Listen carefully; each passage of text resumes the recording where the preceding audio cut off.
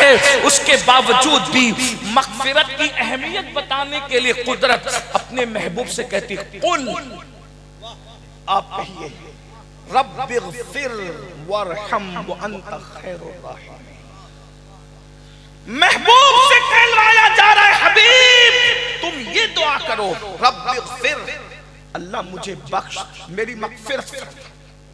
हालांकि हुजूर के साथ अल्लाह ने बख्शिश का वादा किया, उनके सदक़े में उनके अगले पिछले बख्शे जाएंगे। अरे वो मैं कहता हूं, वो इशारा कर दे, उनके इशारे अबरू पर हम जैसे करोड़ों बेहिसाब जन्नत में चले जाएं। मगर मुसलमानों, मग़फ़िरत की अहमियत को समझो। महबूब से कहलवाया जा रहा है, रब्बिग़फ़िर वरहम व अंत खैरुर राहिमीन। ए अल्लाह मेरी मग़फ़िरत फरमा, मुझ पे रहम फरमा, और तू बेशक सबसे बढ़कर रहम करने वालों में रहम करने वाला है। ये मग़फ़िरत है। मग़फ़िरत के लिए कोशिश करो। इस दुनिया में आए हो बख्शिश का परवाना हासिल करने के लिए, और दुनिया से जाने से पहले पहले मग़फ़िरत का परवाना हासिल कर लो। मग़फ़िरत इतनी आसान नहीं जितना जलसों के नाज़िमों ने आसान कर दिया, और मग़फ़िरत इतनी मुश्किल नहीं जितना तबलीगी जमात के लोगों ने मुश्किल कर दिया। दोनों के दरमियान है। वो तो निहायत सस्ता सौदा बेच रहे हैं जन्नत का, हम मुफलिस क्या मोल चुकाएं, अपना हाथ ही खाली है। मग़फ़िरत का आसान जरिया क्या है, उसी पे गुफ्तगू करता हूँ। एक मर्तबा अल्लाह के रसूल सल्लल्लाहु अलैहि वसल्लम खुतबा देने के लिए मिंबर पर तशरीफ ले जा रहे हैं। गौर से सुनना, इसी एक रिवायत पे मेरी बात पूरी होगी। अल्लाह के रसूल सल्लल्लाहु अलैहि वसल्लम खुतबा देने के लिए मिंबर पे तशरीफ ले जा रहे हैं। पहले जीने पे कदम रखा, फरमाया आमीन। दूसरे जीने पे कदम रखा, फरमाया आमीन। तीसरे जीने पे कदम रखा, फरमाया आमीन। और उसके बाद हुजूर अलैहिस्सलाम को जब आमीन कहते हुए सहाबा ने सुना, हैरान हो गए। मगर वो जानते थे कि जो हुजूर देखते हैं वो हम नहीं देख सकते।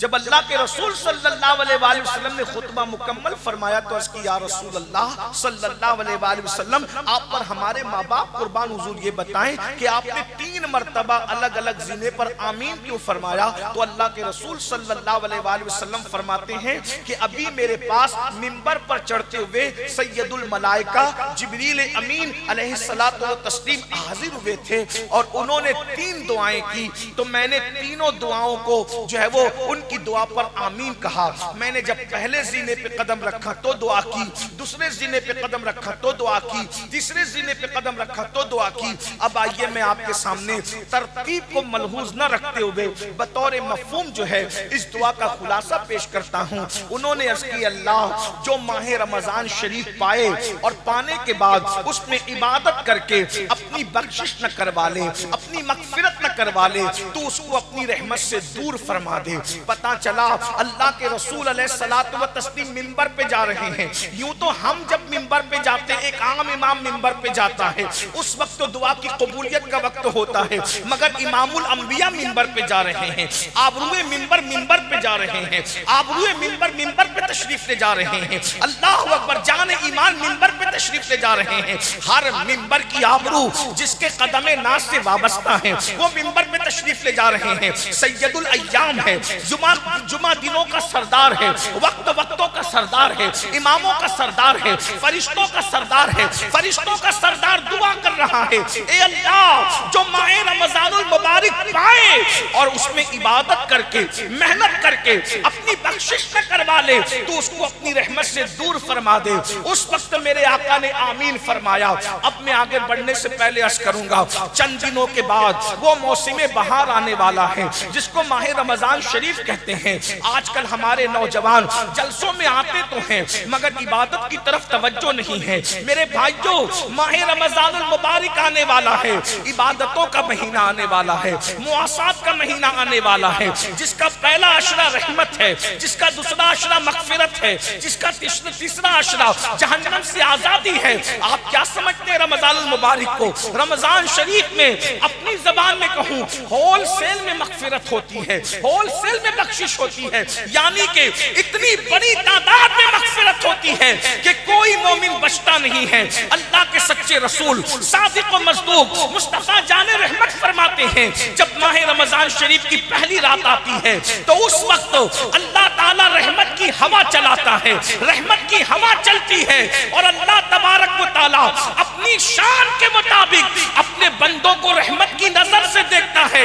जिस पर रहमत की नजर पड़ जाती है अल्लाह तबारक व ताला उसकी मग़फ़िरत फरमा देता है, उसकी बख्शिश फरमा देता है।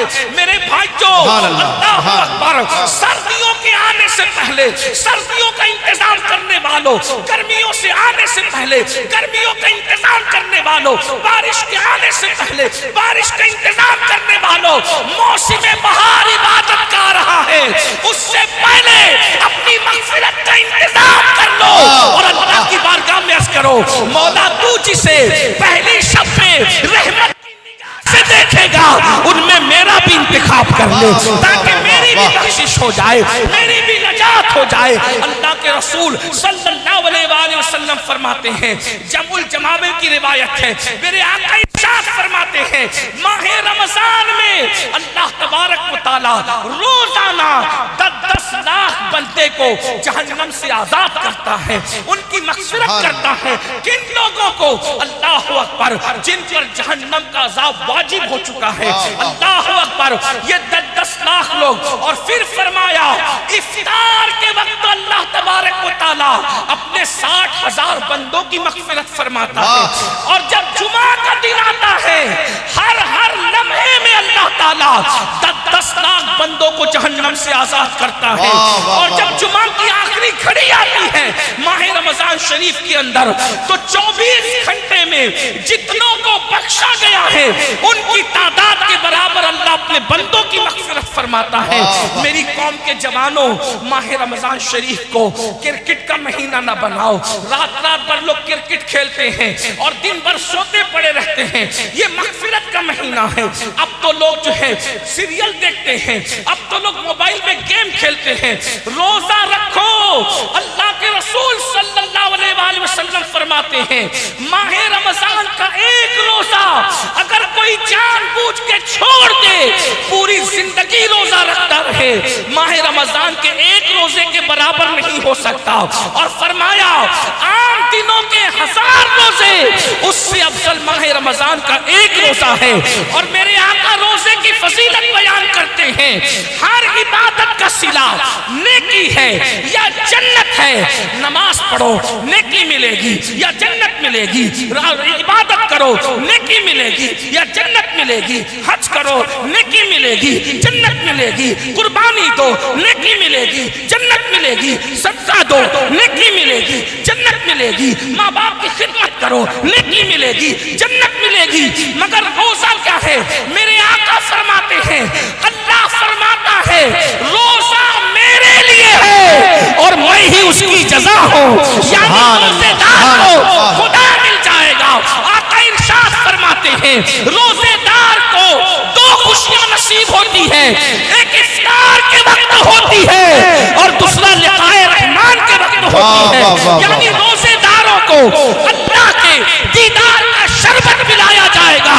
इफ्तार के वक्त तो तुम ठंडे ठंडे शरबत पीते हो, मगर रब रहमान के दीदार का जब शरबत पिलाया जाएगा उस वक्त कैसे मजे आएंगे।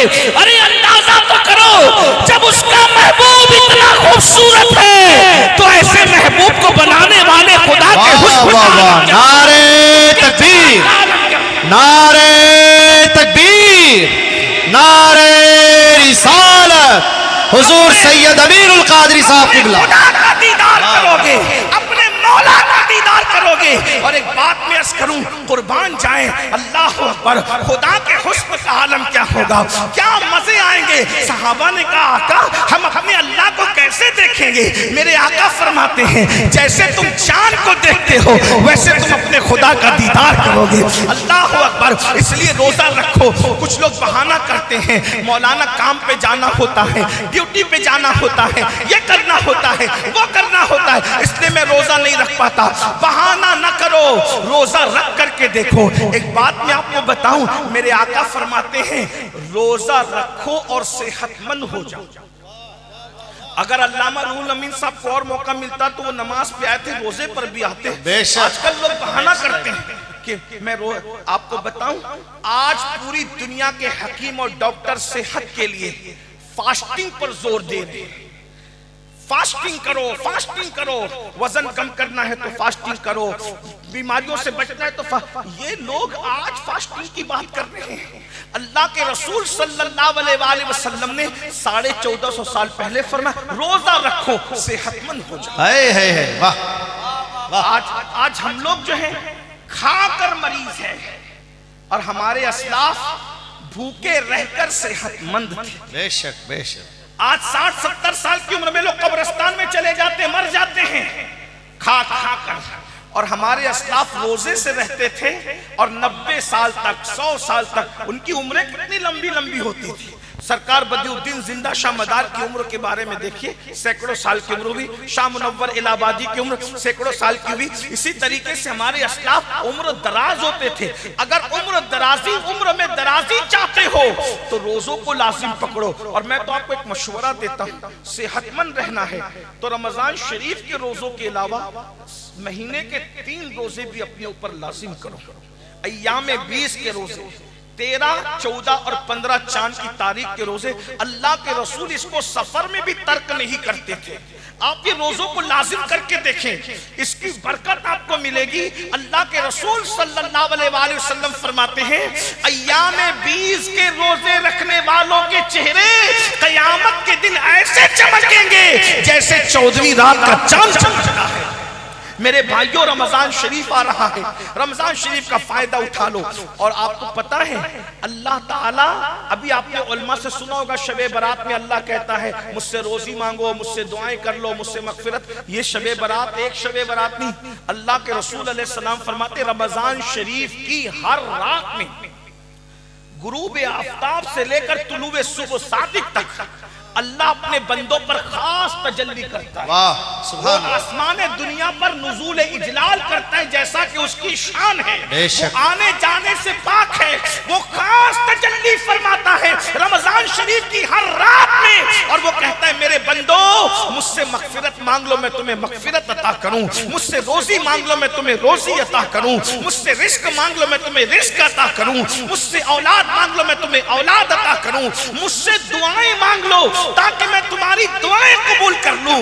ओ साल भर परेशान रहने वालों, कभी ताबीज के चक्कर में, कभी वजीफों के चक्कर में, कभी इसका दर, कभी उसका दर, कभी उसका दर। ऐ मेरी कौम के जवानों, अगर अपनी फूटी तकदीर संवारना है, अगर अपनी बिगड़ी तकदीर संवारना है, अपना सोया हुआ मुकद्दर संवारना है, अल्लाह के रसूल के जरिए ऐलान कराया जा रहा है मेरे बंदों मुझसे दुआ कर लो, मैं तुम्हारी दुआ को कबूल करूंगा। अरे जरा गिड़गिड़ा करके देख लो, रोजी रमजान शरीफ में मांग कर देख लो। साल भर तक कुशादगी न हो तो फिर हमारा दामन पकड़ना, क्योंकि हमें अपने नबी की जबान पर यकीन है। अल्लाह अकबर। लेकिन अफसोस की बात यह है रमजान शरीफ की रातों में जागते तो हो लेकिन इबादत नहीं करते, गिड़गिड़ाते नहीं। बल्कि आजकल तो ऐसा हो गया इफ्तार और सहरी के मौके पर रमजान के प्रोग्राम के नाम पर पड़ोसी मुल्कों ने इतनी बातें फैलाई है कि जो ऐन दुआ और इबादत का वक्त होता है लोग टीवी का मुंह पकड़ के बैठ जाते हैं।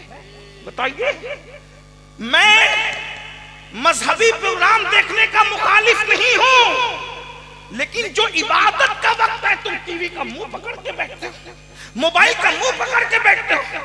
अरे इफ्तार और सहरी के वक्त जब रोजेदार दुआ करते हैं तो अल्लाह के 70,000 फरिश्ते तुम्हारी दुआओं पर आमीन कहने के लिए उतरते हैं।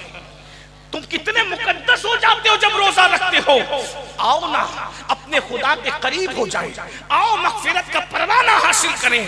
अपनी गुफ्तगू को समेटते हुए फिर मेरे आका फरमाते हैं, दूसरे ज़ीने पर जब मैंने कदम रखा तो जिब्रील ने दुआ की, ए अल्लाह, तेरे महबूब का जब नाम लिया जाए किसी महफिल में और उस वक्त जो तेरे हबीब पे दुरूद न पढ़े, तू उसको भी अपनी रहमत से दूर कर दे, वो भी तेरी रहमत से महरूम हो जाए।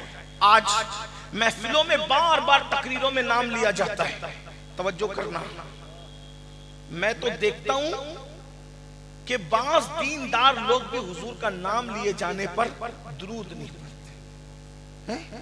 जबकि कोई हुजूर कहे तो आपको सल्लल्लाहु अलैहि वसल्लम कहना चाहिए। बार बार कहो, हर बार कहो हुजूर अलैहिस्सलाम। कोई सरकार हुजूर की तरफ निस्बत करके कहे तुम कहो सल्लल्लाहु अलैहि वसल्लम, हुजूर कहे तुम कहो सल्लल्लाहु अलैहि वसल्लम। शर्माओ मत, इसलिए कि दुरूद वो अमल है, हर अमल के मरदूद होने का खतरा है, मगर दुरूद कभी मरदूद नहीं है, दुरूद हमेशा मकबूल है। बुजुर्गों ने फरमाया, जिस इबादत के रास्ते जाओगे खतरा है कि रद्द कर दिया जाए, मगर दुरूद के दरवाजों से जाओगे तो अल्लाह ताला तुम्हें कबूलियत का शरफ अता कर देगा। इसलिए दुरूद को लाजिम पकड़ो। और महफिलों में तो नारा लगाने में सबकी आवाज निकलती है, लेकिन दुरूद पढ़ने में आवाज नहीं निकलती। दुरूद को क्या समझा? अल्लाह के रसूल अलैहिस्सलाम फरमाते हैं, जो मुझ पर दुरूद पढ़ना भूल गया वो जन्नत का रास्ता भूल गया। लोग हमसे कहते हैं हुजूर के दीदार का कोई वजीफा है, मैंने कहा दुरूद से बड़ा कोई वजीफा दीदार रसूल का नहीं। लोग कहते हैं मदीने मुनव्वरा जाना है, दौलत नहीं है। ऐ मेरी कौम के जवानों, कोई दौलत से मदीने नहीं जाता, बल्कि हुजूर की इज्जत से मदीने मुनव्वरा जाता है, हुजूर की अता से जाता है। जिसे चाहा दर पे बुला लिया, जिसे चाहा अपना बना लिया, ये बड़े करम के हैं फैसले, ये बड़े नसीब की बात है। अगर मदीने मुनव्वरा जाना चाहते हो, कसरत से दुरूद पढ़ा करो। एक बात बताऊं, जबान में तासीर होगी, दुरूद पढ़ो, चेहरे चमकेंगे, दुरूद पढ़ो, औलाद फरमा बरदार होगी, दुरूद पढ़ो, मुसीबतें टलेंगी, दुरूद पढ़ो। ये काम कोई काम बिगड़ने नहीं देता, बिगड़ी भी बना देता है। सबना में मोहम्मद, हुजूर का नाम लिया करो, हुजूर पे दुरूद पढ़ा करो, कम से कम 500 मर्तबा हर उम्मती जरूर दुरूद पढ़ा करे। पता है आपको 500 मर्तबा दुरूद पढ़ने में सिर्फ 10 मिनट लगते हैं। सल्लल्लाहु अलैहि वसल्लम, ये मुख्तसर सा दुरूद शरीफ है, 10 मिनट में हो जाता है। और अगर 1000 बार दुरूद पढ़ोगे ना तो मेरे आका फरमाते हैं 1000 मर्तबा दुरूद पढ़ने वाला, उससे पहले उसको मौत नहीं आएगी जब तक कि वो मेरा दीदार न कर ले, जब तक कि जन्नत में उसका ठिकाना उसको बताना दिया जाए। मेरे भाइयों, क्यों किसी की ग़ीबत करते हो, क्यों किसी की चुगली करते हो, क्यों किसी का जिक्र करते हो? अपनी महफिल में किसी और का जिक्र करने की बजाय अपने महबूब का जिक्र किया करो। आपको पता है सुल्तान महमूद गजनवी, उनके इंतकाल के बाद बरसों बाद उनकी कब्र खुली तो कफन भी मैला नहीं हुआ था। तो लोगों को पता चला ये बादशाह होकर उस वक्त तक सोता नहीं था जब तक 1000 मर्तबा मुस्तफा जान रहमत पे दुरूद नहीं पढ़ लेता था। याद रखना, जो कसरत से दुरूद पढ़ेगा उसका कफन भी मैला नहीं होगा, जो कसरत से दुरूद पढ़ेगा उसकी कब्र की मिट्टी उसके जिस्म को नहीं खाएगी। दुरूद पर तो बहुत सी बातें हैं। एक वाकया मुझे याद आता है, मदीने मुनव्वरा जाने के शायकीन इसको गौर से सुने, ये बहुत पुराना नहीं, अभी माजी करीब का वाकया है। गुजरात की सरजमीन पर, मौलाना गुजरात से आए हैं इसलिए गुजरात की सरजमीन पर एक आशिक़ रसूल रहता था, बड़ा गरीब था, बड़ा मुफलिस था। याद रखना, इश्क़ रसूल वो दौलत है जो सिर्फ मालदारों को नहीं मिलती बल्कि गरीबों को भी मिला करती है। इश्क़ रसूल वो दौलत है जो सिर्फ खूबसूरतों को नहीं मिला करती, कम खूबसूरत लोगों को भी मिल जाया करती है। इश्क़ रसूल वो दौलत है जो सिर्फ पढ़े लिखे लोगों को नहीं मिलती, अनपढ़ लोगों को भी मिल जाया करती है। एक बात और अर्ज़ कर दूं, इश्क़ रसूल सिर्फ मुत्तकी लोगों को मिला नहीं करती बल्कि इश्क़ रसूल वो दौलत है कभी कम मुत्तकी लोगों को भी मिल जाती है। और याद रखना, जिसे इश्क़ मुस्तफ़ा मिल गया उसे खैर कसीर मिल गया। इश्क़ से बड़ी दुनिया की कोई दौलत है ही नहीं। बल्कि ये सुन ले, जो आशिक़ रसूल बन जाता है वो फरिश्तों के आगे निकल जाता है। जहाँ कभी कभी आशिक उसके आगे निकल जाता है। ये तो अपना अपना है हौसला, ये तो अपनी अपनी उड़ान है। कोई थक के रह गया पाम तक, कोई कशा से गुजर गया। हुजूर पे दुरूद पढ़ा करो। वो संग तराश था। संग तराश समझते हो, यानी पत्थर तराशने वाला। दुरूद शरीफ की किताब है जिसका नाम दलाइलुल खैरात है। उसको पूरी दलाइलुल खैरात ज़बानी याद थी। वो दुरूद पढ़ता था। और कैसे? जब भी कोई काम शुरू करता था तो पहले दलाइलुल खैरात का एक चैप्टर, एक सबक, एक बाब, उसको 7 हिस्सों में तकसीम किया गया है। बाज सूफिया ने उसको 8 हिस्सों में, बाज ने उसको 7 हिस्सों में। बहुत खूबसूरत से गए उसमें दुरूद शरीफ के। अल्लाह वाले अक्सर उसको विर्द में रखते हैं। मैं अपने बुजुर्गों से गुजारिश करूंगा, हालांकि मैं इनका छोटा भाई, इनका नालैन बरदार हूँ, उलमा से कहता हूँ बहुत मसरूफ रहते हैं, हो सके तो दलाइलुल खैरात शरीफ को अपने ऊपर लाजिम करो। सिर्फ 10 मिनट लगते हैं एक चैप्टर पढ़ने में, और जब आप पढ़ने के आदी हो जाते हैं तो कभी 6 और 7 मिनट में भी निपट जाता है। दुरूद शरीफ की किताब दलाइलुल खैरात को अपने वजीफ, इस किताब को पढ़ने वाले वली बने। बहुत बड़ी चीज है ये, बहुत बड़ी चीज। मेरे भाई, जिस दुरूद को पढ़ने से शहद की मक्खियां कड़वे कसीले फूलों को शहद में तब्दील कर देती है, उस दुरूद की बरकत से हमारा कौन सा मसला हल नहीं हो सकता। हुजूर से अपने रिश्ते को मजबूत करना है तो दुरूद पढ़ो, दुरूद दुरूद दुरूद। बल्कि शेख मुहक्किक अब्दुल हक मुहद्दिस देहलवी कहते हैं, दुरूद के रंग में इतना रंग जाओ कि सोते रहो तो भी तुम्हारा दिल दुरूद पढ़ता रहे। दुरूद के फजाइल कभी खत्म नहीं हो सकते। बेशक बेशक। दुरूद फिर दुरूद है, दुरूद सिर्फ दुरूद है। एक बार दुरूद की तरफ आकर के देखो, दुरूद शरीफ पढ़ कर देखो। तो वो संग तराश था। पत्थर तराशने से पहले रोजाना हर एक चैप्टर, दूसरा पत्थर तराशना, दूसरा चैप्टर पढ़ा, दूसरा बाब पढ़ा, तीसरा पत्थर तराश, वो पढ़ता रहता था, पत्थर तराशता है। और उसको जब दुरूद पढ़ता है ना तो आदमी हुजूर याद आता है। और जब हुजूर याद आते हैं, हुजूर कब याद आते हैं? मैं अक्सर कहता हूं, पहले वो हमें याद करते हैं, फिर वो हमें याद आते हैं। सिल्लीगुड़ी वालों, वो तो हमें हमेशा याद ही करते हैं। ये तो और बात है कि हम उन्हें भूल गए। जो न भूला हम फकीरों को रजा, याद उसकी अपनी आदत कीजिए। हुजूर को याद करते रहो, फिर देखो नसीबा कैसे चमकता है। क्या हुआ? रो रहा, हुजूर की याद में रो। और हुजूर के इश्क में रोने से बड़ी भी कोई इबादत नहीं है। बहरहाल रोते रोते आंख लगी तो क्या देखा? एक तख्त बिछा है। अल्लाह के रसूल उसके ख्वाब में तशरीफ लाए और उससे कहते, ऐ नौजवान, मेरे गुंबद का किंगरा टूट गया है, तुम आओ और आकर उसको तामीर करो। ये दीवाना जैसे ही ये हुजूर की तरफ से दावत सुनता है, ख्वाब में आंख खुल जाती है और पूरा घर खुशबू से मुअत्तर था। दीवाने ने आओ देखा ना ताओ देखा, झोला उठाया, उठाकर कंधे पे डाला, बंदरगाह की तरफ चल पड़ा। न टिकट है न पैसे है, उस जमाने में वीजा और पासपोर्ट का सिस्टम नहीं था। अल्लाह अकबर। वो निकला तो क्या देखा? एक जहाज है जो जिद्दा की तरफ जा रहा है, मगर मल्लाह के लाख कोशिश करने पर वो जहाज आगे बढ़ने को तैयार नहीं है। अल्लाह अल्लाह, अंदाजा तो फरमाए, मेरे नबी के इख्तियार फिर इख्तियार है। अरे जो हवाओं को रोक दे, जो चांद के टुकड़े कर दे, जो सूरज को पलटा दे, उसके लिए जहाज को रोकना कौन सी बड़ी बात है। अल्लाह अल्लाह, मेरे नबी के इख्तियार का आलम तो ये है, जहां में उनकी चलती है वो दम में क्या से क्या कर दे। जहां में उनकी चलती है वो दम में क्या से क्या कर दे। ज़मीन को आसमां कर दे, सुरैया को सरा कर दे। ज़मीन को आसमां कर दे, सुरैया को सरा कर दे। अल्लाह अल्लाह, जहाज रुका है, कोशिशें हो रही है, जहाज आगे बढ़ने को तैयार नहीं। अल्लाह अकबर। इस दीवाने को बोझल कदमों से लोगों ने जहाज की तरफ आता देखा। मल्लाह ने कहा कि कोई नूरानी सूरत वाला एक अल्लाह का फकीर मालूम होता है, इसीलिए शायद जहाज नहीं चल रहा है। उससे पूछा किधर का इरादा है? उसने कहा मदीने जाना है। जहाज जिद्दा जा रहा था, उसने कहा मदीने जाना है। आशिकों की तबीयत यही है, काबे का नाम तक न लिया, तैबा ही कहा। जिसने कहा था मुझसे कि नुहज़त किधर की है, उसके तुफैल हज भी खुदा ने करा दिए। असले मुराद हाज़री उस पाक दर की है। मदीने जाना है, मदीने जाना है, आओ बैठो। जैसे ही जहाज के अंदर उस आशिक को बिठाया, थोड़ी सी हरकत पर जहाज चलने लगा। अब जरा तवज्जो करना, आशिक सर झुकाकर बैठा है।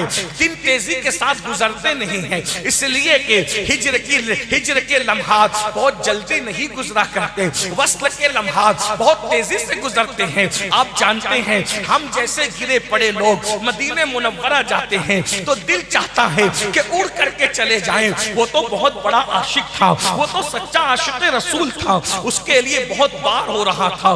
बहरहाल जिद्दा के करीब जब जहाज पहुंचा, इसको ख्याल आया सबको उसके मौलिम लेने आएंगे। मेरा तो कोई मौलिम ही नहीं है, मुझे कौन लेने आएगा। लेकिन जैसे ही जहाज से उतर रहे थे, हैरत हुई कि मदीने मुनव्वरा के गवर्नर, मदीने मुनव्वरा के खलीफा वहां पर मौजूद हैं और हर आने वाले से पूछते हैं, गुजरात से संग तराश तुम हो, गुजरात के संग तराश तुम हो। गुजरात के सब लोग बढ़ते जाते हैं। आखिर ये झोला लेकर फटे पुराने कपड़े पर अल्लाह अकबर, अल्लाह का फकीर आशिक रसूल दुरूद पढ़ते निकला। तो कहा, तुम संग तराश हो, गुजरात से आने वाले? हाँ मैं ही हूँ, लेकिन तुम्हें कैसे पता कि मैं संग तराश गुजरात से आने वाला हूँ? अल्लाह अकबर। और तुम कौन हो? उन्होंने कहा, मैं शरीफ मदीना हूँ, मदीने मुनव्वरा का गवर्नर हूँ। मदीने का गवर्नर मेरे लिए पूछ रहा है? आखिर तुम्हें पता कैसे चला कि मैं गुजरात का संग तराश हूँ? कहा, सुनो, ख्वाब में मुस्तफा जाने रहमत तशरीफ लाए थे और मेरे आका ने फरमाया, शरीफ मदीना, अगर मुझे अपना मेहमान बनाना चाहते हो तो मेरा एक आशिक संग तराश गुजरात से आ रहा है, उसकी खिदमत करना गोया तुमने मेरी नारे तकबीर मेहमान बनाना। वाह वाह वाह, मुझे अपना मेहमान बना दिया। अल्लाह अकबर। आशिक सोच रो पड़ा, मैं तो सोच रहा था मुझे जिद्दा से कौन ले जाएगा, मगर वारे मुस्तफा जाने रहमत, तुम्हारी मेहमानी पर कुर्बान, तुम्हारी शान मेजबानी पर कुर्बान।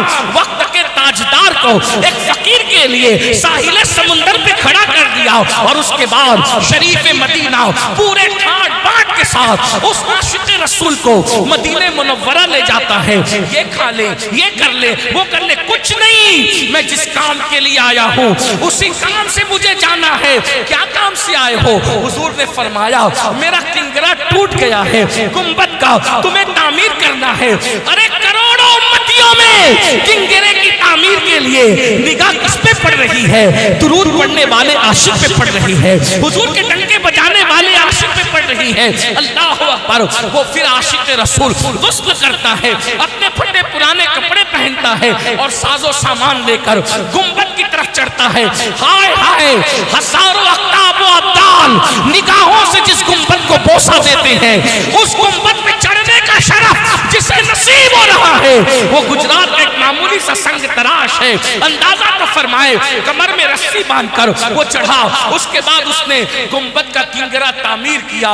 सब इंतजार में खड़े थे, चलो आएंगे तो खिदमत करेंगे, आएंगे तो मेजबानी करेंगे, आएंगे तो मेहमान नवाजी करेंगे।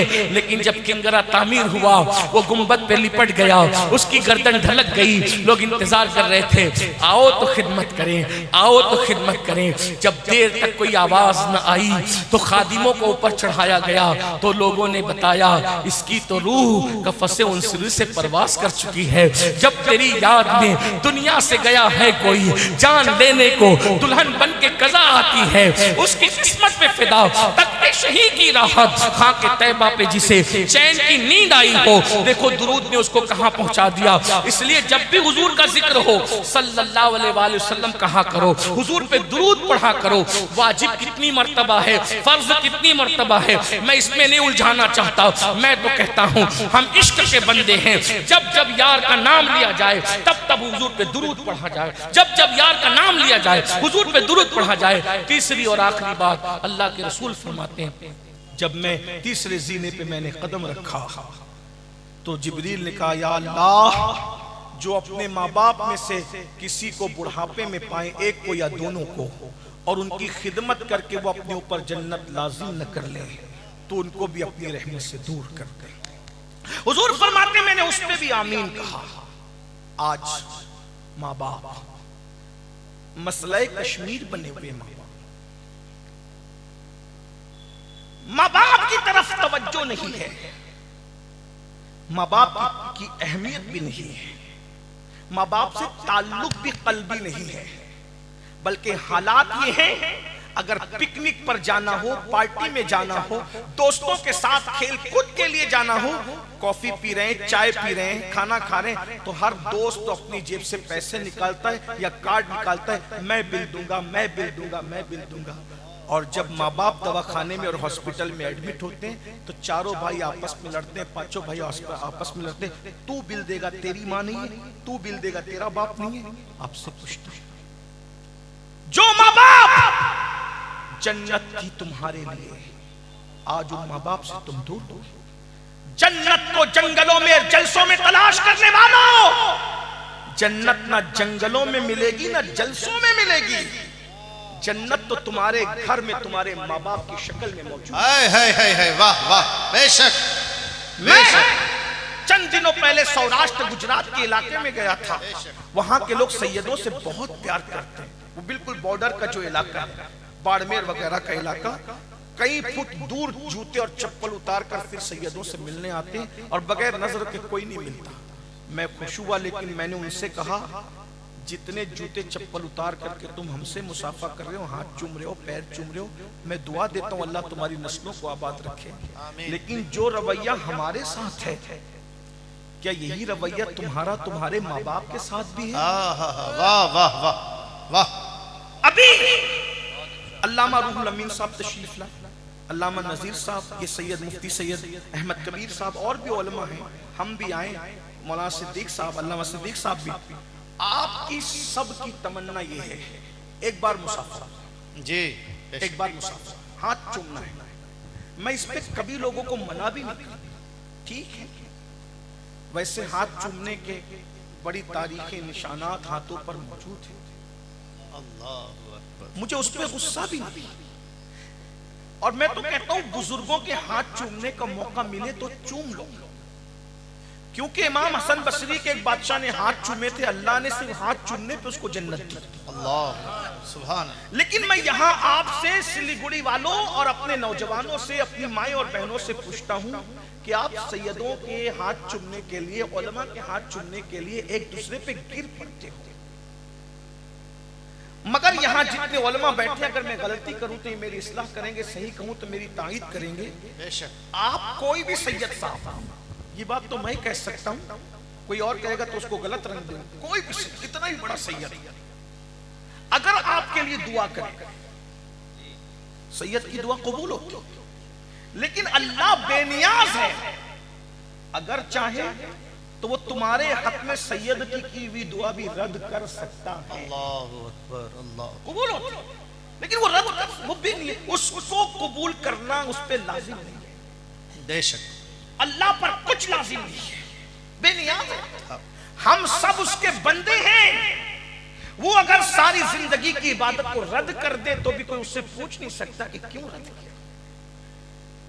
कितना भी बड़ा वली, मैं ये बात उलमा की मौजूदगी में, मुफ्तियों की मौजूदगी, मुफ्तियाने किराम की मौजूदगी में कह रहा हूं, फिर ये कह रहा हूं, इनको हक है मेरी इस्लाह करने।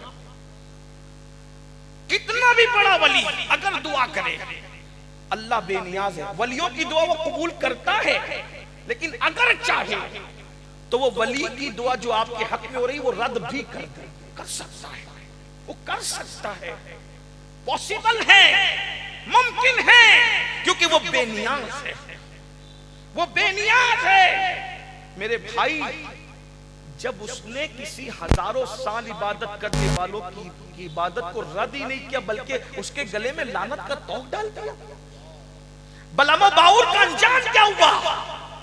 मेरे भाई गौर करो, सोचो, अपने माँ बाप को सताने वालों, माँ बाप को तकलीफ पहुंचाने वालों, माँ बाप का दिल दुखाने वालों, माँ बाप को अज़ियत देने वालों, किसी की भी दुआ, बड़े से बड़े बुजुर्ग, बड़े से बड़े सैयद, बड़े से बड़े पीर की दुआ अल्लाह कबूल ही करता है, लेकिन अगर चाहे तो रद्द कर दे। लेकिन अल्लाह के सच्चे रसूल ने फरमाया, जब तुम्हारे माँ बाप तुम्हारे लिए दुआ करते हैं तो अल्लाह माँ बाप की दुआ को औलाद के हक में कभी रद्द नहीं करता, कभी रद्द नहीं करता। ये मौलाना ज़ीशान जैसे नाज़िम हजरात जब हम लोग स्टेज पर आते कहते हैं इनके चेहरे को देखो तो इबादत का सवाब, इबादत है। मैं कहता हूं अगर जो गुमान किया है वाकई हम वैसे नेक हैं तो इबादत का सवाब मिलेगा, वरना मिंबर पर सर झुकाकर मक्कारी कर रहे हैं और कमरे में जाके गड़बड़ कर रहे हैं तो क्या इबादत का सवाब मिलेगा? नमाजों में सोते पड़े तो क्या इबादत का सवाब मिलेगा? जन्नतियों को देखकर इबादत का सवाब मिलता है, जहन्नमी और बेअमल लोगों को देख करके इबादत का सवाब तो नहीं मिलता है। ये बात तो है ना, तवज्जो करना, बहुत ध्यान से सुनना। कोई कितना भी मेकअप करके आए मिंबर पे, आप उसको देख करके अगर चले वो वाकई नेक भी है तो सवाब जो मिलेगा वो उतना ही मिलेगा, जितना मिलेगा मिलना उतना मिलेगा। लेकिन वो माँ बाप जिनके सीधे साधे चेहरे जिस पे झुर्रियां पड़ी है, कोई मेकअप नहीं, कोई साबुन नहीं, कोई फेस वॉश नहीं, लेकिन और फिर यहां इबादत का सवाब तकवे की बुनियाद पे है। अगर तकवा नहीं है तो इबादत का सवाब नहीं मिलेगा हमें देखकर। नमाज नहीं है तो इबादत का सवाब नहीं मिलेगा हमें देखकर। अगर वाकई जैसे दिखते हैं वैसे नहीं है, लोगों के सामने मक्कारी में मुत्तकी बनते हैं और तन्हाई के अंदर शैतान का नंगा नाच बनते हैं, इल्ला माशाअल्लाह, तो कोई सवाब नहीं मिलेगा। मगर सुन लो, यहाँ तकवे की परहेजगारी की बुनियाद पे सवाब है। लेकिन तुम्हारे माँ बाप न नमाजी है, न रोजेदार है, न नेक है, न मुत्तकी है, सिर्फ माँ बाप है और उनकी फर्मा बरदार औलाद हो। तुम उनको जब जब देखते हो तब तब अल्लाह तुम्हें मकबूल हज का सवाब है। नारे तकबीर। हाजी तो साल में एक मर्तबा नफली जिलहज्जा को हज करता है और पता नहीं कबूल है कि रद्द है, लाखों रुपए खर्च करके कबूलियत की कोई सनद नहीं है। ऐ माँ बाप को देखने वाले, तू जितनी मर्तबा देखेगा अल्लाह तुझे उतनी मर्तबा मकबूल हज का सवाब फरमाएगा। 10 मर्तबा देखे तो 10 मर्तबा, 20 मर्तबा देखे तो 20 मर्तबा, 100 मर्तबा देखे तो 100 मर्तबा। अफसोस अपने माँ बाप के पास बैठने के लिए तुम्हारे पास टाइम नहीं, वक्त नहीं है। दोस्तों के पास घंटों बैठते हैं और माँ बाप इंतजार करते हैं मेरा बेटा या मेरी बेटी आकर मेरे पास 10 मिनट तो बैठे। बैठते हो अपने माँ बाप के पास? नहीं बैठते।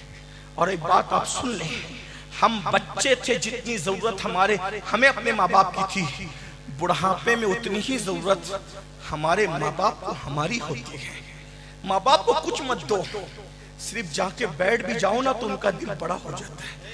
उनके हाथ चूम लो तो उनका सीना 56 का हो जाता है। ये सूदखोरों के चेहरे क्या सीने क्या 56 के होंगे? ये सीना 56 का उनका होता है जो माँ बाप के जब तुम हाथ चूमते हो, जब तुम उनकी कदम बोसी करते हो। और एक बात ये भी याद रखना, आजकल के नौजवान छोकरों को पता ही नहीं माँ बाप क्या है। अल्लाह के रसूल अलैहिस्सलाम फरमाते माँ बाप राजी अल्लाह राजी, माँ बाप नाराज अल्लाह नाराज।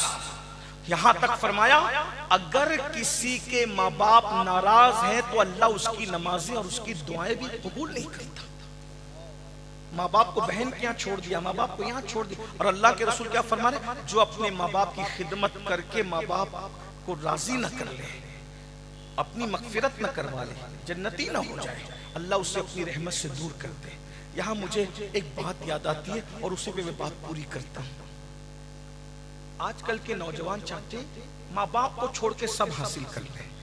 मैं पूरी जिम्मेदारी से कह रहा हूँ, बाप को छोड़कर तुम कुछ हासिल नहीं कर सकते। कोई खुशी तुम्हारे दामन में नहीं। बद्दुआ के तौर पे नहीं कह रहा हूँ, आगाह करने। हम तो अपने मुखालिफिन के लिए बद्दुआ नहीं करते, आप तो हमसे मोहब्बत करते हो। नात खानों पर आप पैसे लुटाते हो, देना चाहिए नात खानों को, नजर मना नहीं कर, मैं किसी चीज से मना नहीं कर रहा। क्या ऐसे कभी माँ बाप पे भी लुटाया है? अपने पीरों के आगे हाथ बांध के खड़े रहते हो, ऐसे ही हाथ बांध के कभी माँ बाप के आगे भी खड़े रहे हो? अपने मुर्शिदों के जूते सीधी करने के लिए झगड़ते हो, कभी अपने माँ बाप के भी जूते ऐसे ही सीधी करते हो? ये बात मैं आपसे कह दूं, तुम्हारा सबसे बड़ा मुर्शिद तुम्हारे माँ बाप है। अगर तुमने माँ बाप को छोड़ दिया,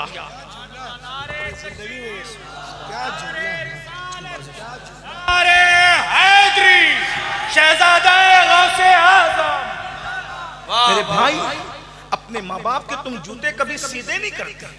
अपने माँ बाप पीरों को बुलाओगे तो देसी खीने में, देसी घी में खाना पकाओगे। पकाओ, मुझे मना नहीं, मैं मना नहीं कर रहा हूँ किसी चीज पे। लोग बुरा मान, मैं क्यों मना करूंगा? मैं कहता हूँ वो भी करो, लेकिन पहले नंबर पे तुम्हारा सबसे बड़ा पीर तुम्हारे माँ बाप है। अगर आपने किसी के मुरीद नहीं हुए, एक बात याद रखना, अगर पीर कामिल नहीं है तो वो आपको खुदा तक नहीं पहुंचा सकता। लेकिन माँ बाप कामिल ना भी हो, ना मुत्तकी है ना परहेजगार है, अगर वो दुआ कर दे, पीर के खुदा तक पहुंचाने के लिए कामिल होना जरूरी है। लेकिन माँ बाप बेनमाजी है, शराबी है, जुआरी है, कुछ भी है, उनकी दुआ लग गई तो जहां तक पीर नहीं पहुंचा सकता, उसके आगे तुम्हें माँ बाप की दुआ पहुंचा। मैं अपनी पूरी गुफ्तगू का जिम्मेदार अकेला हूं, मैं अपनी पूरी जिम्मेदारी से अर्ज कर रहा हूं। याद रखना, माँ बाप को घर का कचरा समझने वालों, आज माँ बाप मस्जिद के सीने पे बैठकर भीख मांग रहे हैं। आज माँ बाप सड़कों पर भीख मांग रहे हैं। मुसलमानों, मुस्तफा जाने रहमत के उम्मतियों का ये हाल हो गया कि वो कुत्तों को तो बिस्तर में लेके सो रहे हैं और माँ बाप की खटिया को घर के बाहर कर दिया है। अल्लाह अकबर। जिस दिन तुम्हें माँ बाप की अहमियत समझ में आएगी, उस दिन ये चेहरे रुखसत हो चुके होंगे। आज ये फकीर बेनवा के दिल की सदा है। तकरीर तो आप सुन चुके अल्लामा साहब से, मैं कोई मुकर्रिर ही नहीं हूं, ये सिर्फ एक फकीर बेनवा की आवाज है। अपने माँ बाप की कद्र कर लो। लोग हमसे कहते हैं मेरे अब्बा नेक नहीं है तो मैं क्या करूं? अब्बा के नेक होने की वजह से ताजीम नहीं है, अब्बा के अब्बा होने की वजह से ताजीम है, अम्मा के अम्मा होने की वजह से ताजीम है। और याद रखना, अगर तुम उनका पाखाना भी धुला दो तो भी तुम उनका हक अदा नहीं कर सकते। एक सहाबी आए और आकर अर्ज करते, या रसूल अल्लाह सल्लल्लाहु अलैहि वसल्लम, मेरी माँ इतनी बीमार है कि मैं माँ का पाखाना धुलाता हूँ, क्या मैंने माँ का हक अदा कर दिया? मेरी माँ ने बचपन में मेरा पाखाना धुलाया, मैंने बुढ़ापे में माँ का धुला दिया, बराबरी हो गई। मेरे आका ने मुस्कुरा के कहा, माँ में और तुम में फर्क ये है, जब माँ तुम्हारा पाखाना धुलाती थी तो दुआ करती थी अल्लाह इसकी उम्र दराज कर, और जब तुम लोग बुढ़ापे में माँ बाप का पाखाना धुलते हो तो दिल से दुआ करते हो बहुत बीमार है, अल्लाह इसको उठा ले। दोनों की सोच में फर्क है। याद रखना, माँ बाप बिस्तर पे हो, हंसने की बात नहीं मेरे जवानों, माँ बाप बिस्तर पे हो, तुम्हारे लिए बहुत बड़ी नेमत है।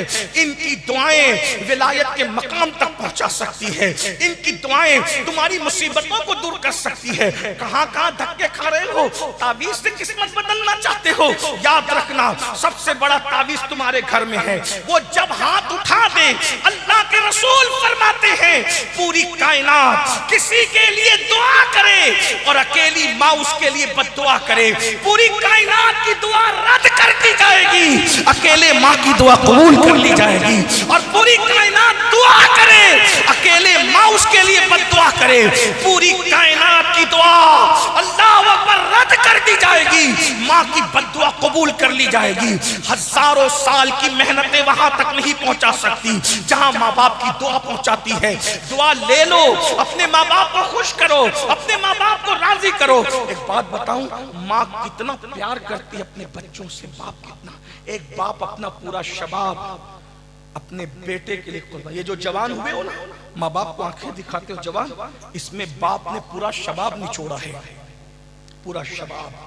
न सर्दी देखा, न गर्मी देखा, न बरसात, कुछ नहीं देखा।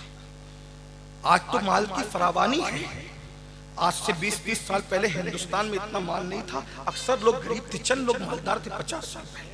हाँ, बिस्तरों पे पेशाब करने वालों, तुम्हारे गीले बिस्तर पे माँ बाप सोते थे और तुम्हें अपने सीने दे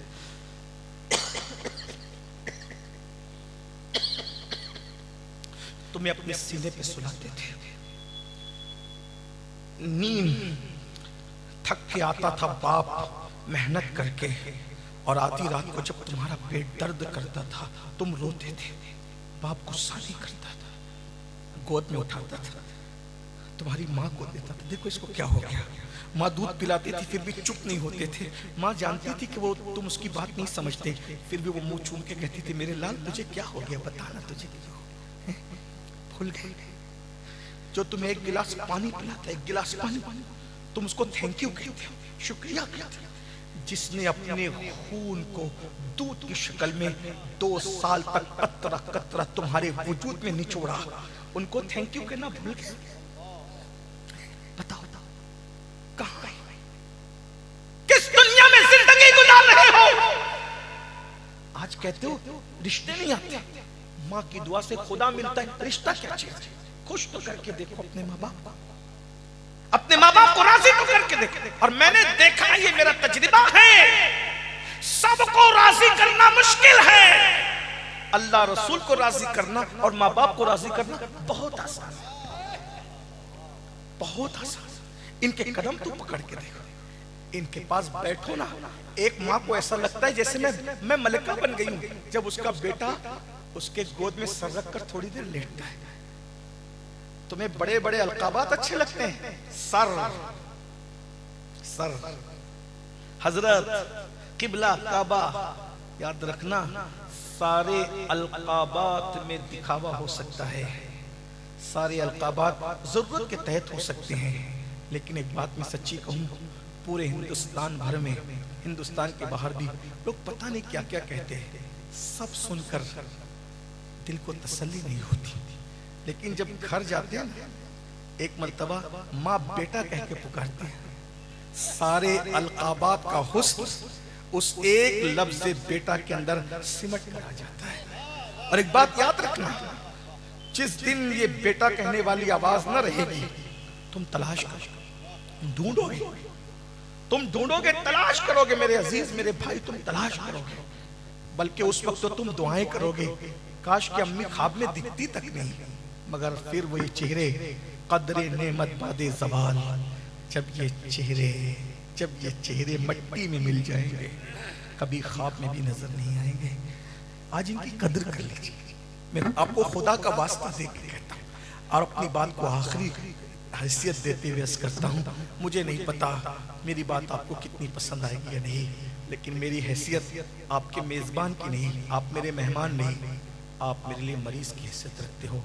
डॉक्टर न मरीज की पसंद की दवा देता है, न अपनी पसंद की, वो ज़रूरत की देता है। मैं बस आखिरी इतनी बात कह कर के जा रहा हूँ, मेरे जवानों, अच्छी तरह याद रखना, एक वक्त तो आएगा तुम अपनी माँ को जरूर याद करोगे, तुम अपने बाप को जरूर याद करोगे, उनकी मोहब्बतें। और एक ये भी सुन लो, अल्लाह के रसूल अलैहिस्सलाम ने फरमाया, कमा तदीनु तुदान,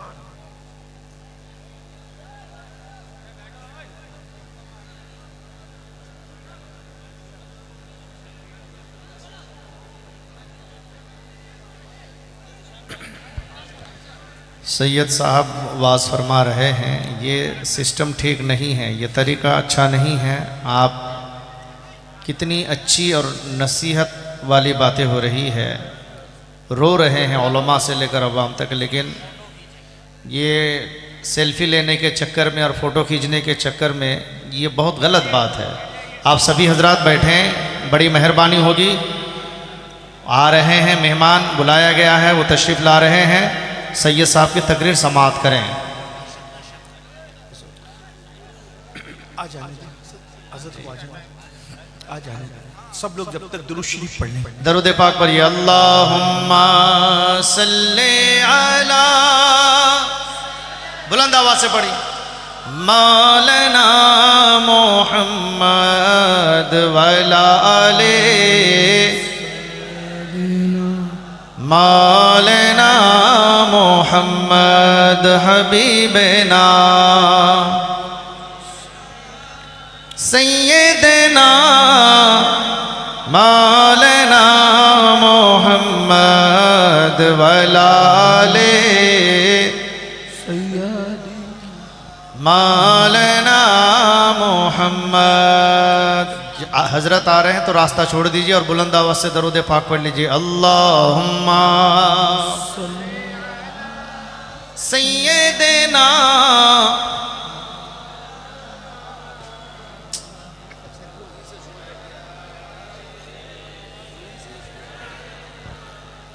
मौलाना मोहम्मद हबीबना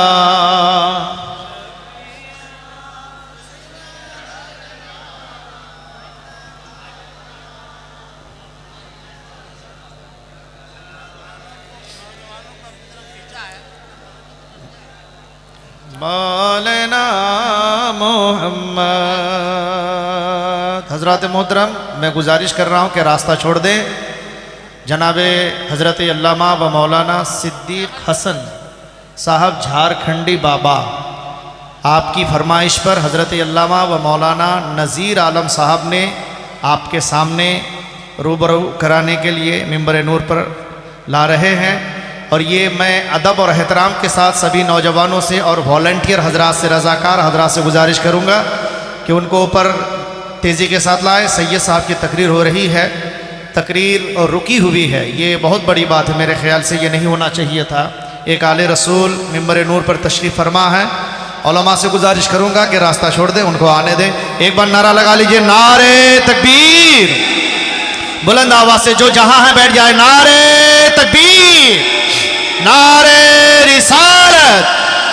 यादगार औलिया कॉन्फ्रेंस हुजूर सैयद अमीनुल कादरी साहब किबला, उलमाए अहले सुन्नत, आप लोग अपनी जगह बैठ जाएं, हजरत की तकरीर समाअत करें। ये देखिए आपके सामने झारखंडी बाबा तशरीफ़ ला चुके हैं, इनकी तकरीर भी आपको समाअत करनी है। हुजूर सैयद अमीनुल कादरी साहब की तकरीर समाअत करें। हो गया भाई, बैठिए। 2:30 बजे तक का टाइम था मेरा और 2:02 हो रहे हैं और अल्लामा साहब तशरीफ़ ला चुके हैं, अल्लामा सिद्दीक साहब किबला। अब ये इनका टाइम शुरू हो रहा है, इसलिए जो है मैं अपनी गुफ्तगू को यहाँ पर तमाम करता हूँ।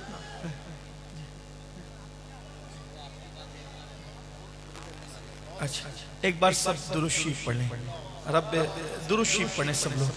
अल्लाहुम्मा सल्ली अला सय्यदना मौलाना मुहम्मदिन मादनिल जूदी वल करम व आलिहि व सहबिहि व बारिक वसल्लम सलातु व सलाम अलैका सय्यद।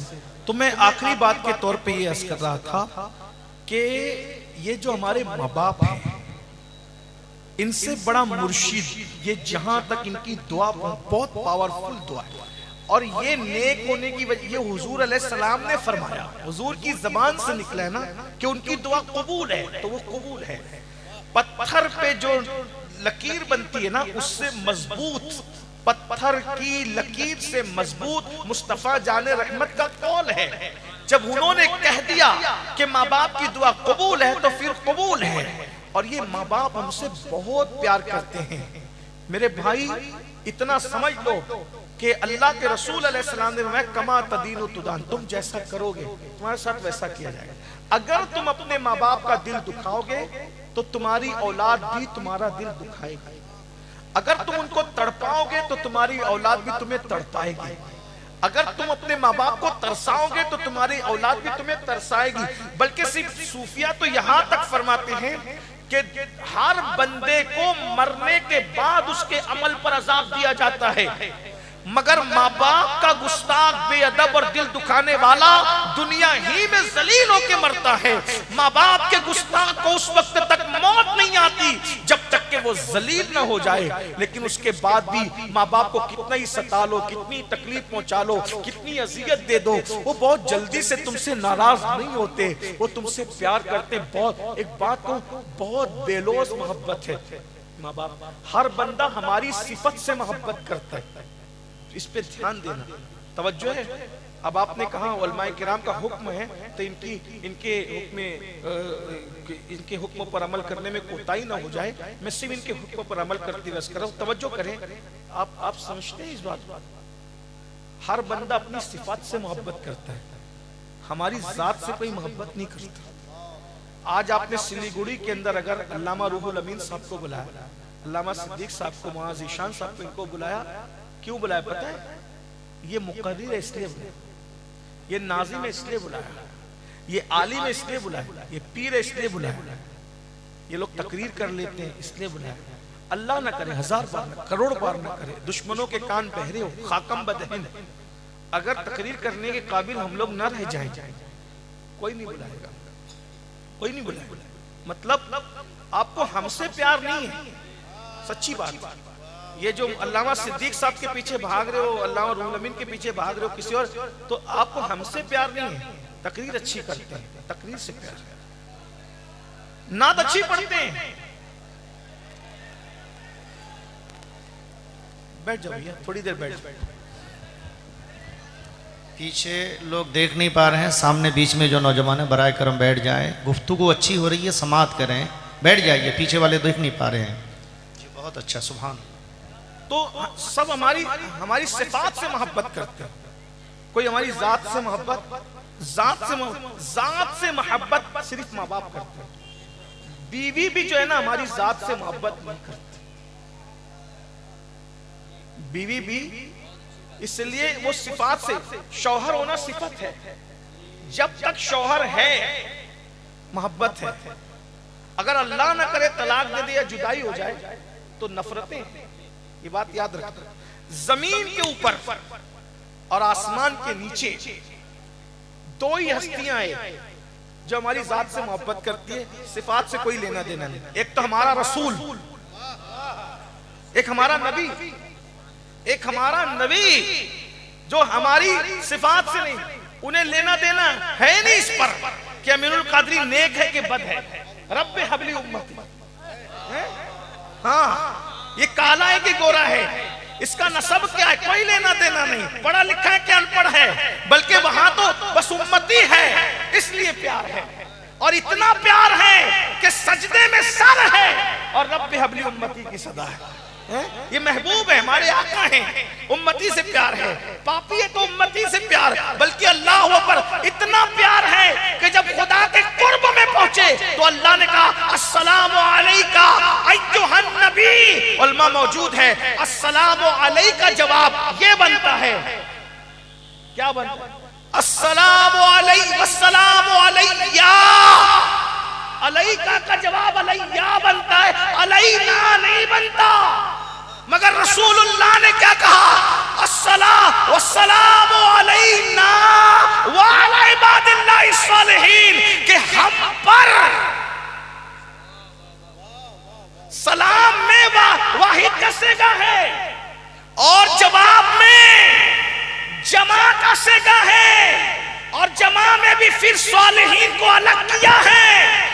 वस्सलामु अलैना व अला इबादिल्लाहि सालिहीन, हम पर भी और तेरे नेक बंदों पर भी। तो ये हम में कौन है? अल्लाहु अकबर।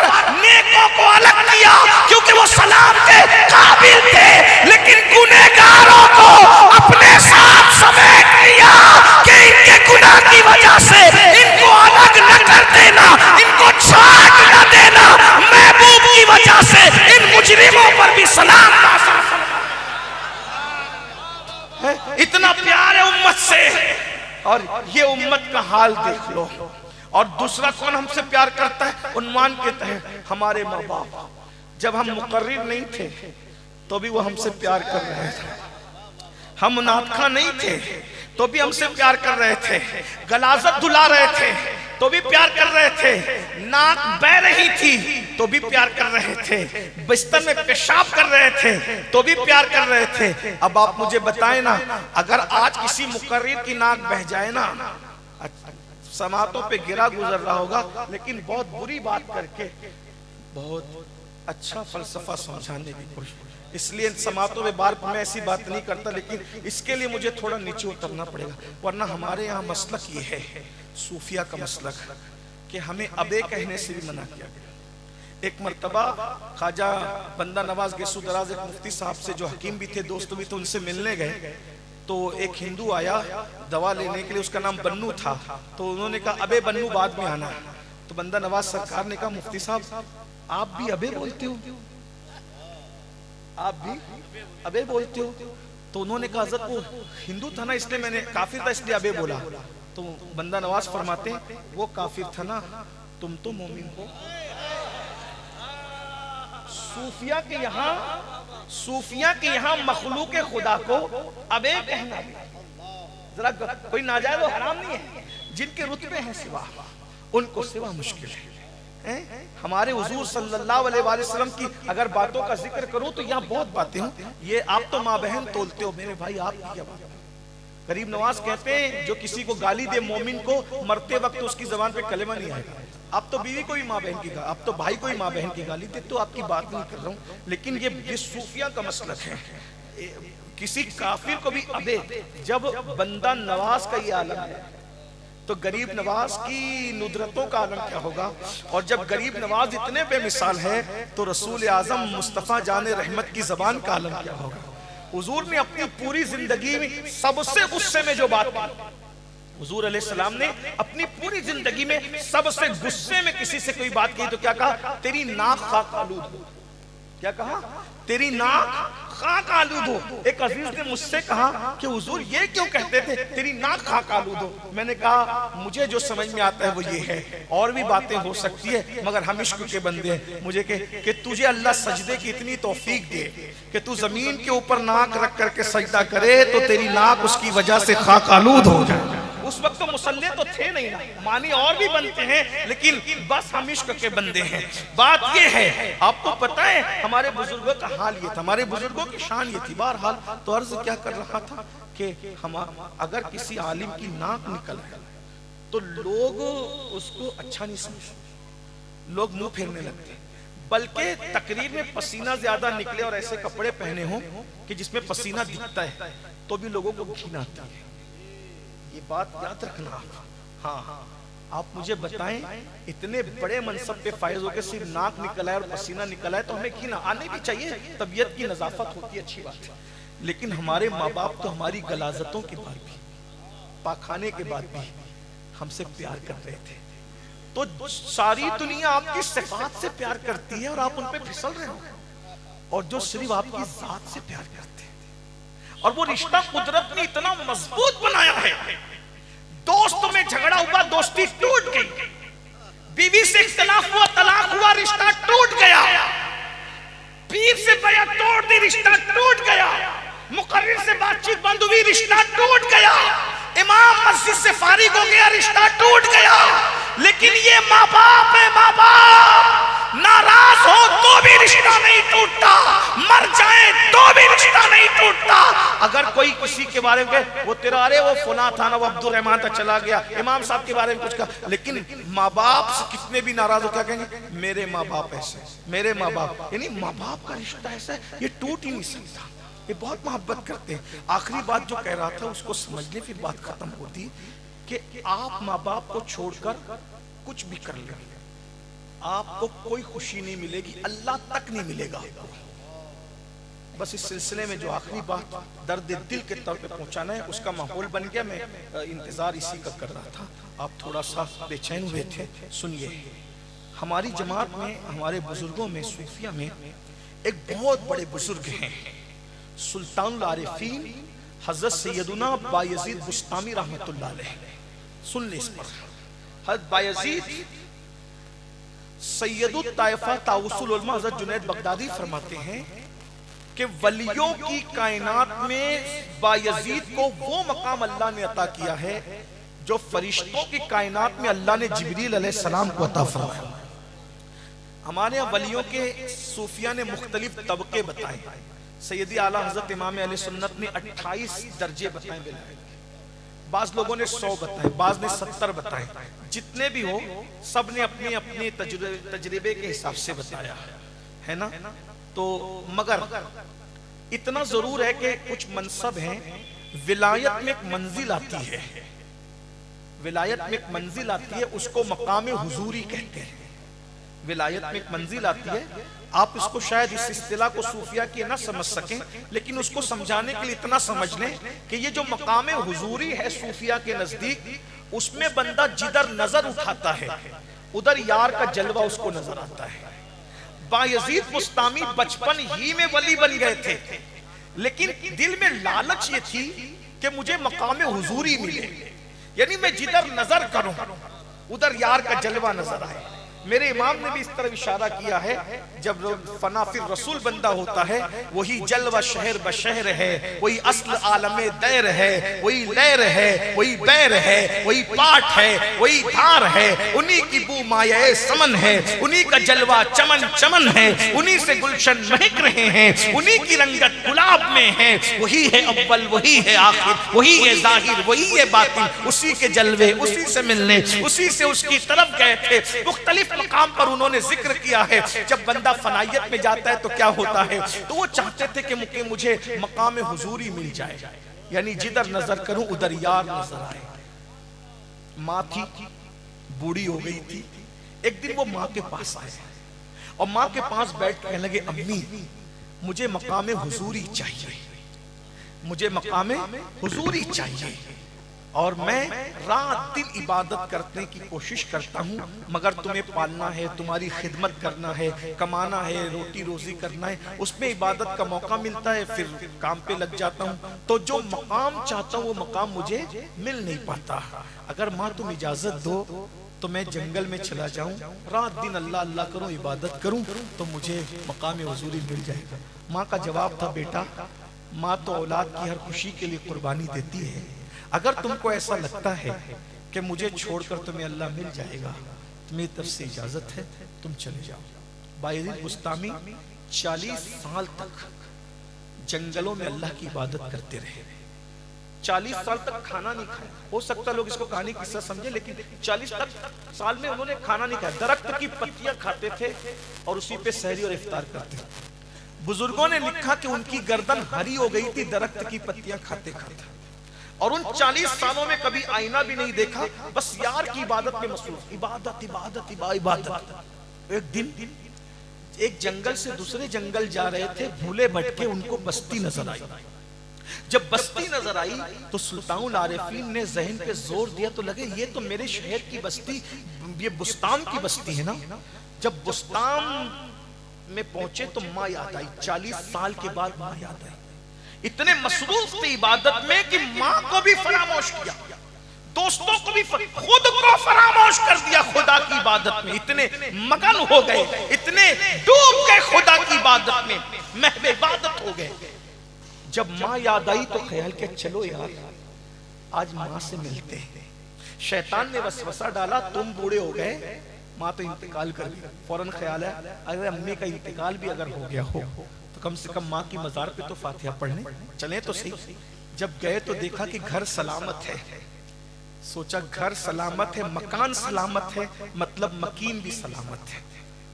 सोचा अम्मी से मिल लूं, दस्तक दूं।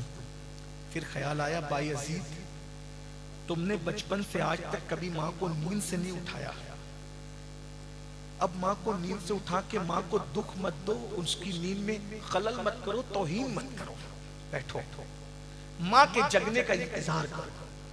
बायजीद बैठ गए सुल्तानुल आरिफीन, और बैठ के माँ के जगने का इंतजार करने लगे। तो एक ख्याल आया, 40 साल हो गए माँ से जुदा हुए, माँ बूढ़ी हो गई, मैं बूढ़ा हो गया तो माँ तो और बूढ़ी हो गई। बुढ़ापे की वजह से अगर माँ मुझे पहचान न सकी तो मैं कैसे साबित करूंगा कि मैं ही बायजीद तेरा बेटा हूं, कैसे बताऊंगा। सोचा बचपने के कुछ वाकयात बताऊंगा, ये बताऊंगा, वो जो भी। इसी तरद्दुद और मखमसे में माँ बेदार हुई। जब माँ के कदमों की आहट सुनी, बायजीद खड़े हुए और जैसे ही 40 साल पुराने अंदाज में घर के दरवाजे पे 2 हाथ मारे, अंदर से आवाज आई, एक भर्राई हुई आवाज, बायजीद तू आ गया, बायजीद तू आ गया। दरवाजा खोला, बायजीद की आंखों में आंसू थे टप टप। बायजीद तुम तो सोच रहे थे 40 साल के बाद माँ पहचानेगी कि नहीं पहचानेगी, तेरी माँ ने तो आज तक तेरे दस्तक के अंदाज को भी फरामोश नहीं किया। बायजीद माँ तो दस्तक का अंदाज भी जानती है। दरवाजा खुला, माँ को यकीन नहीं आ रहा था कि मेरा बेटा आ गया।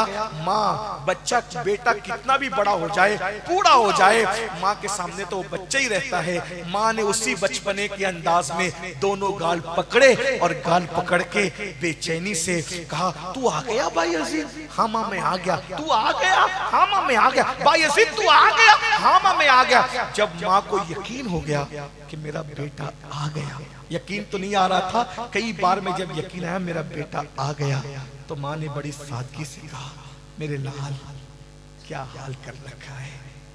माँ खुदा की इबादत में ये मस्ती हो गई। माँ ने फौरन पूछा, जिस मकाम को पाने गए थे क्या वो मकाम मिल गया? मकाम हुजूरी पे फाइज हो गए आप? बायजीद ने कहा, नाकामी के जज्बे के मिले जुले लहजे में कहा, नहीं माँ, नहीं माँ, जो मकाम चाहता था वो मकाम नहीं मिला, नहीं मिला, नहीं मिला। कितने साल हुए? 40 साल में मैंने अनाज नहीं देखा, आईना नहीं देखा, रात दिन इबादत में रहा और अभी तक वो मकाम नहीं मिला। मैंने कहा 40 साल हो गए और ये मकाम तुम्हें नहीं मिला? नहीं माँ, नहीं मिला, बस इतना सुनना था।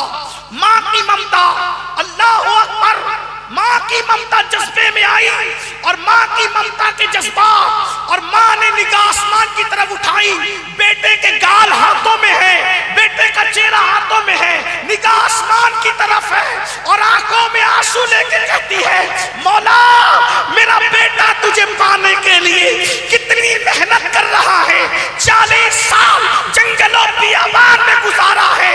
मौला जो मकाम चाहता है वो मकाम अता कर दे। बस ये 2 जुमले निकलने थे। बायजीद कहते हैं, खुदा की इज्जत की कसम, सारे हिजाबात उठ गए और मकाम हुजूरी नसीब हो गया। बायजीद माँ के कदम पकड़ कर कहते हैं, मैं नादान था, खुदा को जंगलों में ढूंढ रहा था, मुझे क्या खबर, खुदा जंगलों में नहीं, वो तो माँ की दुआओं से मिलता है, वो तो माँ की खिदमत से मिलता है। अल्लाह अकबर। 40 साल की इबादत जिस मकाम पर न ले गई, बायजीद को माँ के 2 जुमलों ने वो मकाम अता कर दिया।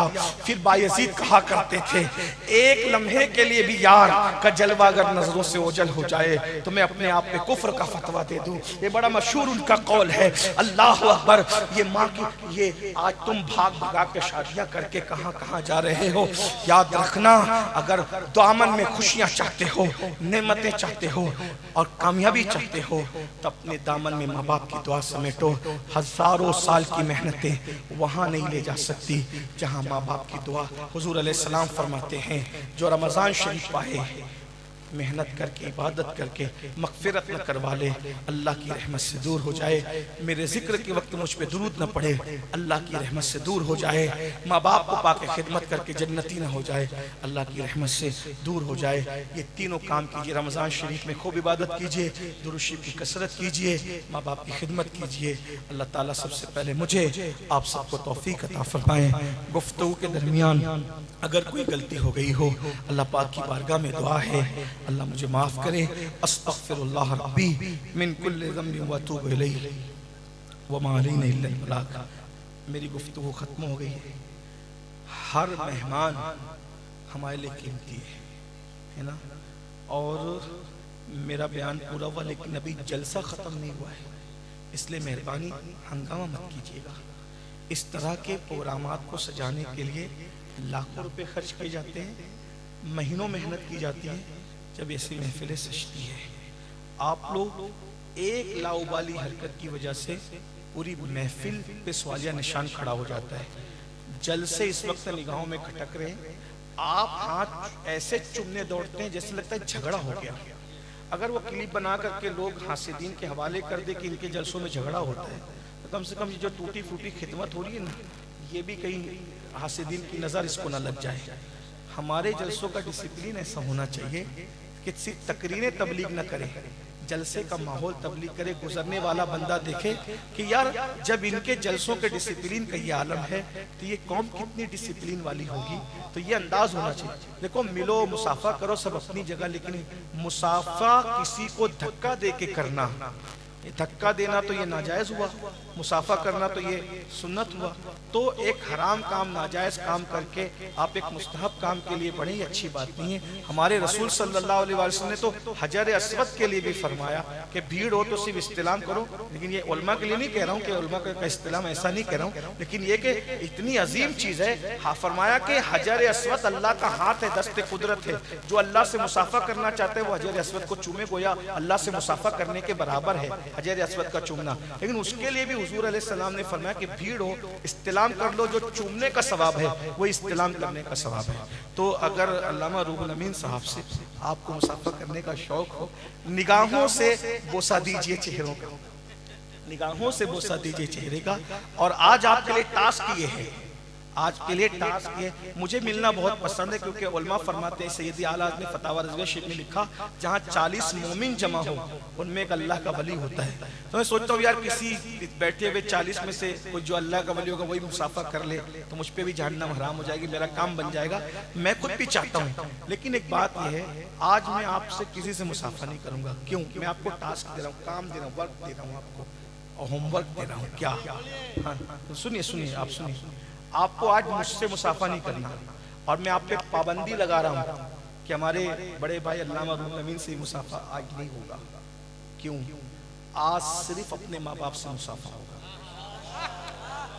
अगर आज आप अपने माँ बाप से जाके मुसाफा करके हाथ चूमते हैं, आइंदा जब आएंगे मुझे बताइए कि मैंने माँ बाप के हाथ चूमने शुरू कर दिए, फिर अपना हाथ आपको देंगे।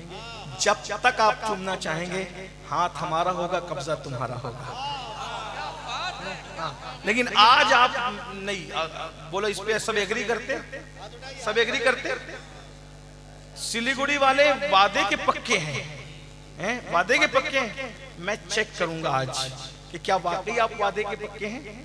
अल्लामा रूहुल अमीन साहब बहुत देर से बैठे हैं, इनको इस्तिंजा की हाजत हो सकती है, इसलिए हम दोनों भाई यहाँ से जाएंगे। हाँ, हम दोनों भाई यहाँ से चले जाएंगे। आप लोग देखता हूँ चेक करके, अगर इस एक जुमले पर आपने अमल किया तो मैं समझूंगा कि पूरे जलसे पे आप अमल करेंगे, और इस एक जुमले पे आपने अमल नहीं किया तो फिर आइंदा साल के लिए मौआ नजीर जाने आप जाने, हम तो नहीं आएंगे। अगर आप तकरीर पे अमल नहीं करेंगे फिर क्यों आए भाई?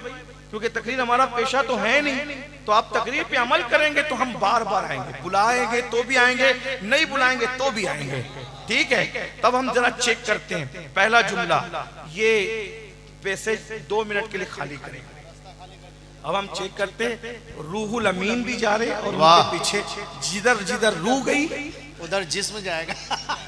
रूह जा रही है आगे, पीछे पीछे अमीन। अस्सलाम वालेकुम।